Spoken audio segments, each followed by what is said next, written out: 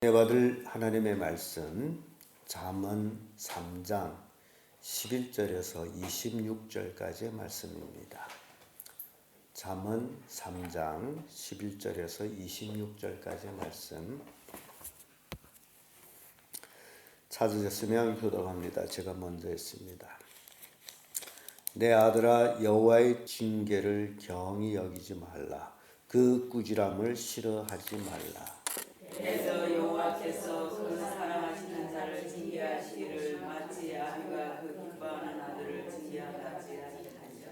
지혜를 얻는 자와 명철을 얻는 자는 복이 있나니 이는 지혜를 얻는 것이 은을 얻는 것보다 낫고 그 이익이 정금보다 나으니라. 지혜는 진주보다 귀하니 너의 사모하는 모든 것으로 이에 비교할 수 없도다.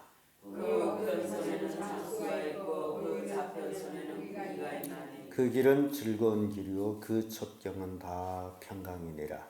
지혜는 그 얻은 자에게 생명나무라. 지혜를 가진 자는 복이로다. 여호와께서는 지혜로 땅을 세우셨으며 명철로 하늘을 굳게 펴셨고 그 지식으로 해양이 갈라지게 하셨으며 공중에서 이슬이 내리게 하셨느니라. 내 아들아, 완전한 지혜와 근신을 지키고 이것들로 내 눈앞에서 떠나지 않게 하라. 그리하면 그것이 내 영혼의 생명이 되며 내 목에 장식해지리니 내가 내 길을 안연히 행하겠고 내 발이 거치지 아니하겠으며 내가 누울 때에 누워하지 아니하겠고 내가 누운 뒤에 잠잠하리로다. 너는 창졸간의 두려움이나 악인의 멸망이 임할 때나 두려워하지 말라. 대저 여호와는 너의 의지한 자이시라. 내 발을 지켜 걸리지 않게 하시리라. 아멘. 이 말씀으로 아버지의 부탁 두 번째 시간입니다. 부모는 자식들이 잘 되기를 원합니다. 그런데 이제 부모들이 자식을 잘 되기를 원함에 있어서 그릇되게 행하는 일들이 너무 많습니다. 지 새끼이기 때문에 무조건 잘못해도 사랑하고 그런 어리석은 부모들이 참 많아요. 그래서 지나친 잘못된 사랑으로 인해서 자식을 다 잘못 키우는 그런 경향들이 참 많습니다. 자식은 이 성경 보면 어려서부터 하나님 말씀을 가르쳐라. 그래야 늙어도 그 길을 떠나지 않는다고 하는데 오늘날 우리 부모들은 어려서 하나님을 가르치는 게 아니라 어려서는 학교에다 맡겨놓고 선생에 맡겨놓고 선생이 가르치게 하고 그 선생이 가르치는 그 공부를 잘하면 잘한다고 자랑하고 이게 얼마나 어리석은 부모들의 모습인지 몰라요. 세상 공부 잘해야 어느 만큼 잘해야 잘하는 건지 청와대 가면 잘하는 건지 그걸 오늘날 우리 부모들이 참 잘 모르고 있습니다. 하나님을 잘 섬기는 것보다 그보다 더 중요한 건 없는데 하나님을 섬기는 건 뒷전이고 그래서 자식들이 커서 잘못되는 것은 부모들이 교육을 잘못했기 때문이라는 겁니다. 오늘 아버지의 부탁 두 번째 시간을 보면서 자식에 대한 사랑이 어떤 것인지를 교훈하고 있습니다. 그 첫째가 징계를 달게 받으라. 11절에서 12절의 말씀이에요. 내 아들아, 여호와의 징계를 경히 여기지 말라. 그 꾸지람을 싫어하지 말라. 하나님께서는 아비가 자식을 징계하듯이 하나님도 자기 자녀들이 잘못했을 적에 징계를 하신다라고 말합니다. 그래서 12절에 대해서 여호와께서 그 사랑하신 자를 징계하시기를 마치 아비가 그 기뻐하는 아들을 징계함같이 하느니라. 우리 조상들은 굉장히 지혜로웠습니다. 제가 이렇게 역사를 돌이켜봐도 양반 문화가 굉장히 좋은 것 같아요. 왜냐하면 어려서부터 애들을 교육을 잘 시켰기 때문에. 그래서 우리 사회는 양반이라는 계급이 있었고 쌍놈이라는 계급이 있었습니다. 그래서 그 부류는 양반들은 거의 사대부들이었고 쌍놈들은 모슴들이었고 그러다 보니 양반들은 자기 자녀들을 어려서부터 철저한 교육을 시켰습니다. 할머니도 그렇고 어머니도 그렇고 양반 가문에서는 자기 자녀들을 철저하게 양반 문화로 가르쳤어요.礼와 범절 그리고 학문 등. 근데 쌍놈의 문화에서는 그런 걸 못했습니다. 그래서 먹여주고 남보다 못 입지 않도록 잘 입히도록 남보다 더 잘 먹이도록 그것이 쌍놈 문화에서 형성된 자녀의 사랑이에요. 그럼 여러분들이 생각해 볼 필요가 있습니다. 나도 그렇게 자녀를 키웠느냐? 남보다 더 잘 입히려고 더 잘 먹이려고 그러면 결국 나도 쌍놈 문화 속에 있었다. 그걸 보여주고 있어요. 그거는 역사적인 사건들이지만은 그러나 현재적으로 우리가 생각할 때 자녀 교육에 있어서 아버지가 자식한테 부탁하는 그 말씀 보면 징계를 달게 받으라고 말씀합니다.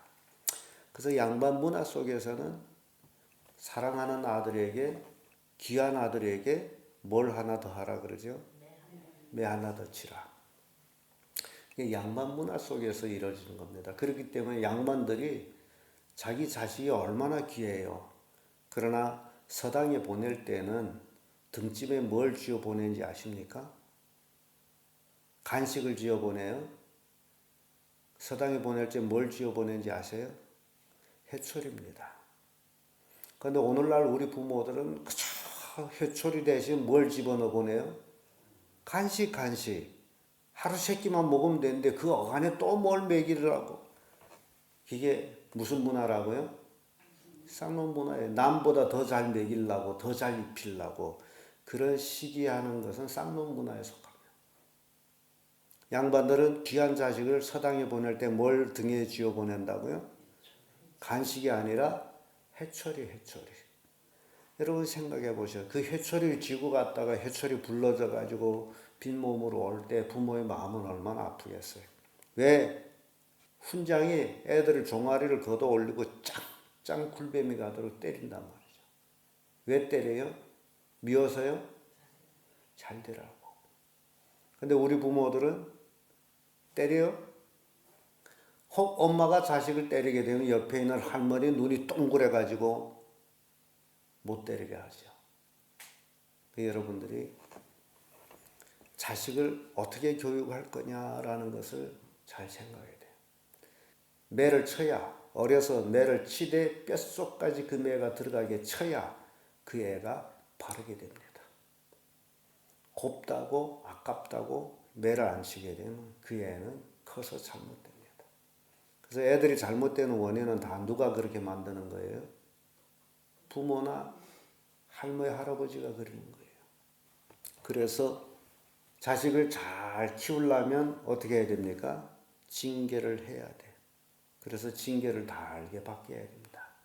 자식들이 왜 내가 징계를 받지? 깨달아야 돼요. 아, 내가 이걸 잘못해서 징계를 받는구나. 그러면 다시는 그것을 범하지를 않습니다. 소가 미련한 것 같은데요. 그런데 소가 되게 영물입니다. 사람은 길을 잃어도 소는 길을 잃지를 않습니다. 그래서 깊은 산에 들어갔다가 사람이 길을 잃어버리면 소를 몰지 않고 지멋대로 가게 내버려두고 자기는 술에 앉아가면 됩니다. 그리고 소가 절로 그 길을 찾아가요. 그런 영물이에요. 소는 한 번 빠졌던 구름창에 다시는 들어가지를 않습니다.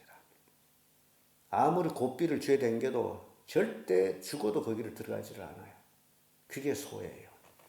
근데 사람은 잘못하고 또 잘못하고 또 잘못하고 그래요. 그래서 뭐가 필요한 거예요? 그래서 징계가 필요한 거예요. 매로 쳐야 되는 거예요. 하나님도 역시 우리가 신앙생활하면서 자꾸 잘못하고 합니다. 그래서 징계를 하는데 그 징계를 우리는 달게 받아야 된다라는 사실이에요. 그 징계가 하나님이 우리를 사랑하기 때문에. 그래서 다윗은 솔로몬에게 또는 솔로몬은 또 자기 아들에게 아버지는 자기 자신에게 하나님은 우리에게 하나님의 징계를 어떻게 받으라? 달게 받으라고 가르치고 있습니다. 욥기서 5장 17절에 보면 볼지어다 하나님께 징계를 받는 자에게 복이 있나니 이런 말씀입니다. 누구에게 징계를 받는 자가 복이 있어요? 하나님께 징계를 받는 자가 복이 있다. 그런 의미에서 우리가 생각해 볼 때 이스라엘 민족, 아브라함을 통해서 이스라엘 민족이 탄생해서 하나님 앞에 얼마나 징계를 받았는지 몰라요. 왜 받아요? 하나님이 그들을 사랑하기 때문에, 그들이 하나님의 선민이기 때문에.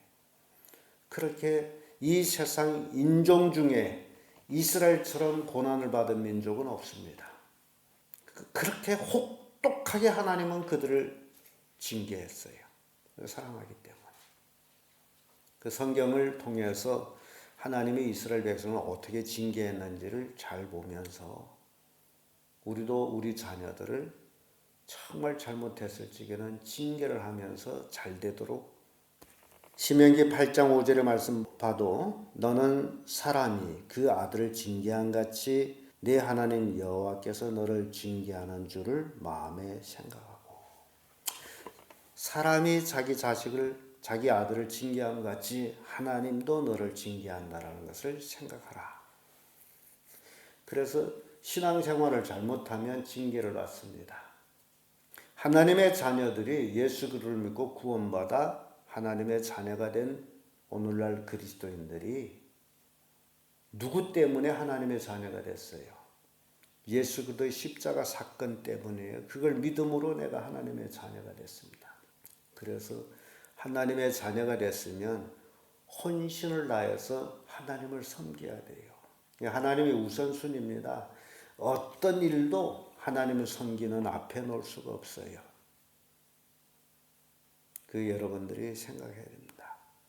그런데 하나님을 그렇게 우선순위를 안 놓다 보니 아파서 하나님 앞에 모으고 일이 바빠서 모으고 또 돈 벌기 때문에 모으고 또 자식 때문에 모으고 등등 교회를 하나님 앞에 예배하려면 못 나오는 원인이 참 많아요.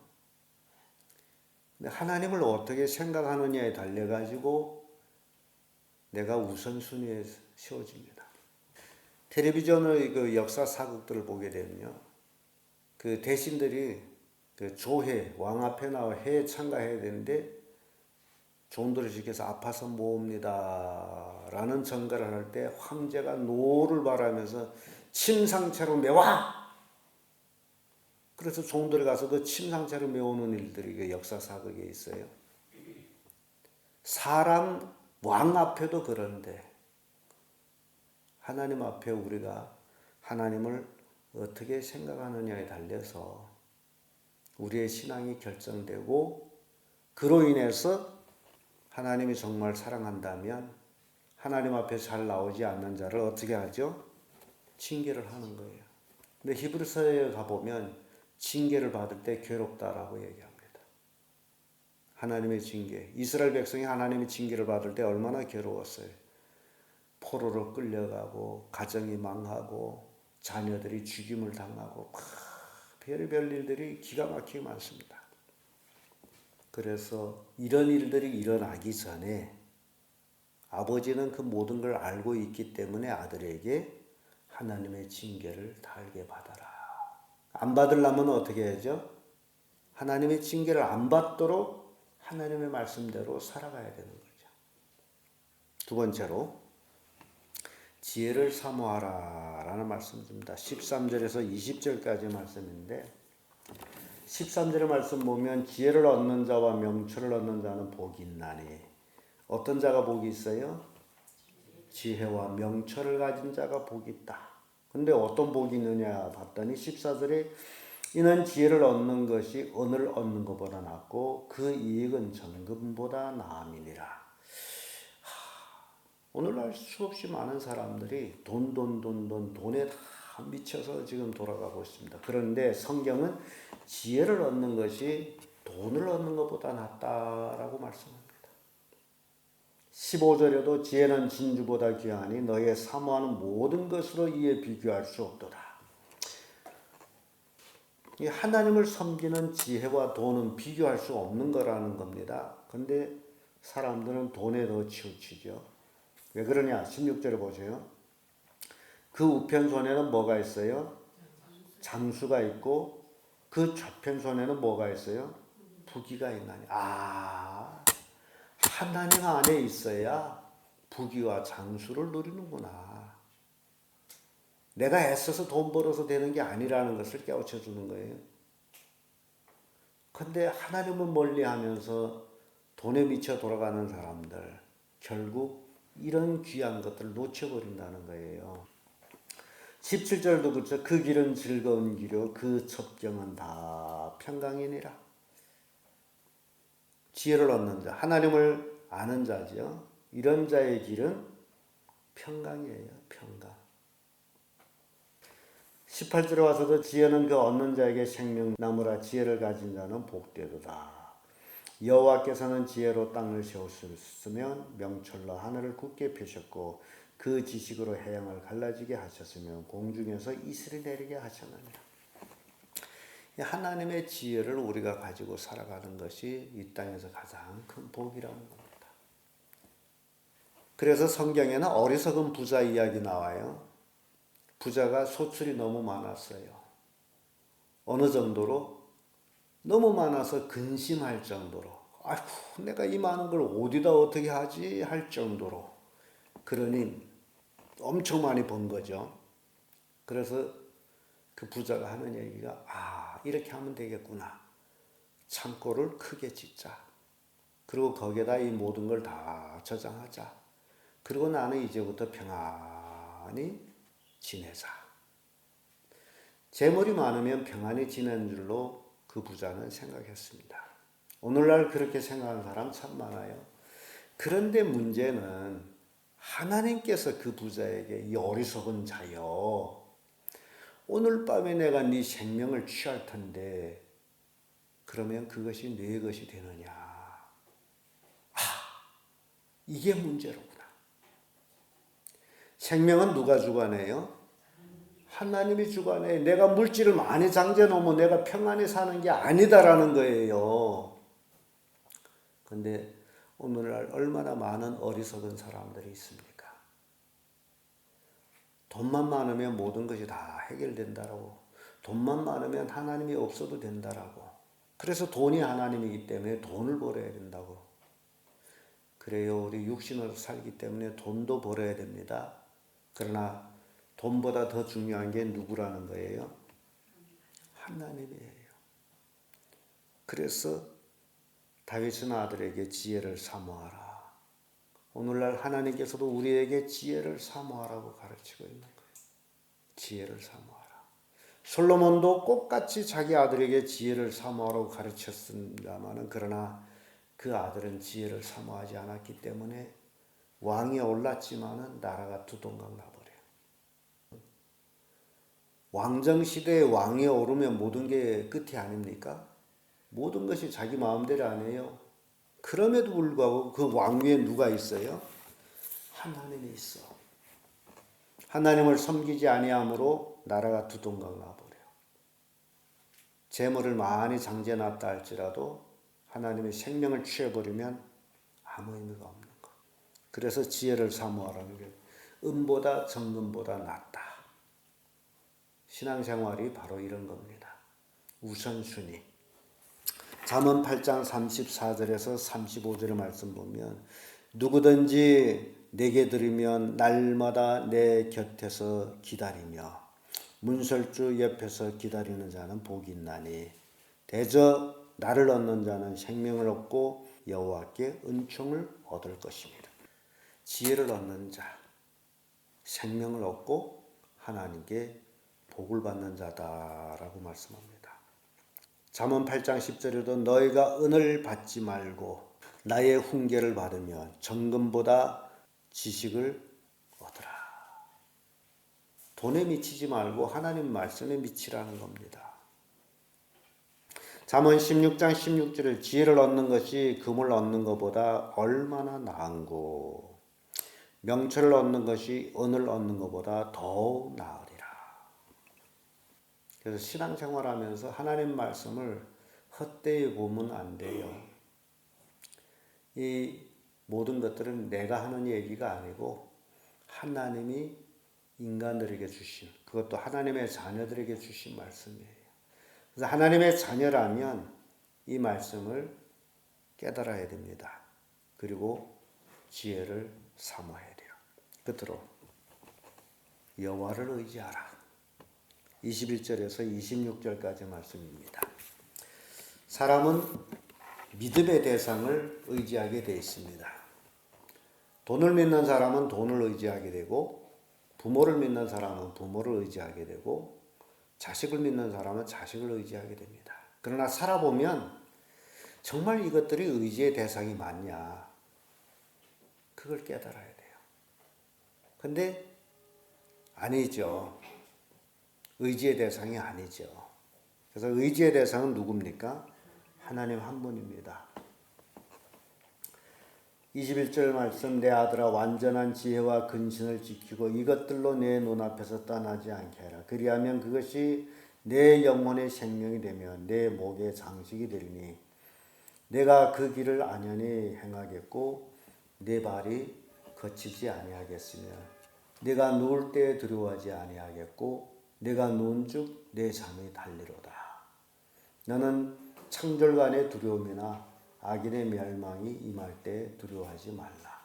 대저 여호와는 너의 의지할 자시라. 네 발을 지켜 걸리지 않게 하시리라. 우리 인생을 살다 보면 창졸간이란 말에는 갑자기 어떤 일들이 생겨요. 그렇죠? 갑자기 생각지도 않는 일들이 생겨요.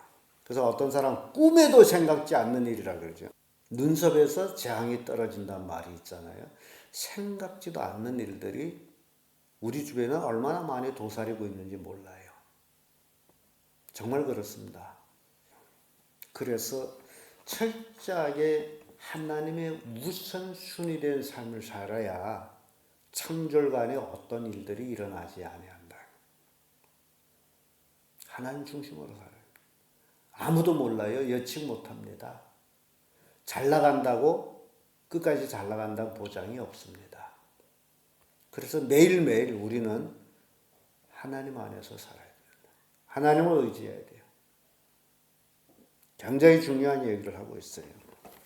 잠언 22장 4절에 겸손과 여호와를 경외함의 보응은 재물과 평강과 생명이니라.